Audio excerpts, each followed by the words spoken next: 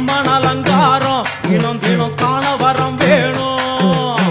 அம்மன் அலங்காரம் தினம் தினம் காண வரம் வேணும். அம்மன் அலங்காரம் கண்டுவிட்டா நம்ம குற தீரும். அம்மன் அலங்காரம் கண்டுவிட்டா நம்ம குற தீரும்.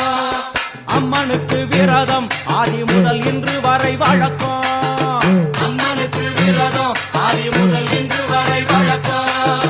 சமயபுரத்தில் நம்மை வாழ வைக்க மாறியும் விரதம் கொண்டாளே மாறி அம்மா